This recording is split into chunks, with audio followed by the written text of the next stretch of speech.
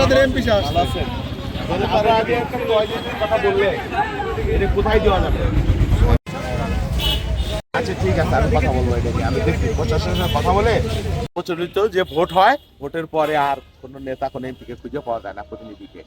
তো আমরা চাই না যে মানুষের মধ্যে এই মানে এই ধারণাটা থাকুক। আমরা চাই যে মানুষের সাথে সম্পর্কটা একটু বড়। নির্বাচন একবার হয় 5 বছর পর পর, কিন্তু তারপরে মানুষ যাতে এমপি সাহেবকে খুঁজে পায়, তার সাথে তার সুখ দুঃখের আলাপ আলোচনা করতে পারে, সুবিধা অসুবিধার আলাপ আলোচনা করতে পারে।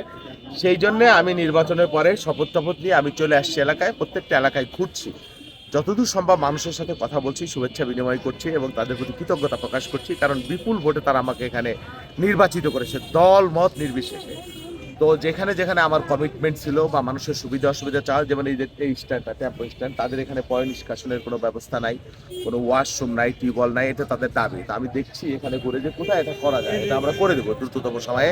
এখানে অনেক, কারণ এই শ্রমজীবী মানুষ আমাকে বিপুলভাবে সমর্থন করেছে, ভোট দিয়েছে, তাদের প্রতি আমাদের দায়বদ্ধতা আছে বা জবাবদিহিতার একটা জায়গা যাতে থাকে, মানুষ যাতে মনে করে যে তারা যাকে ভোট দিয়েছে তার কাছে তাদের অধিকার আছে বা ইনসাফ আছে বা দায়িত্ববোধ আছে, সেই বিষয়টা এনশিওর করবার জন্য চেষ্টা করছি। কতটুকু পারছি আমি জানি না, আমি চেষ্টা করব এই ধারাবাহিকতা অব্যাহত রাখতে। মানুষের দ্বারে দ্বারে এখন আমি যাবো, যাচ্ছি।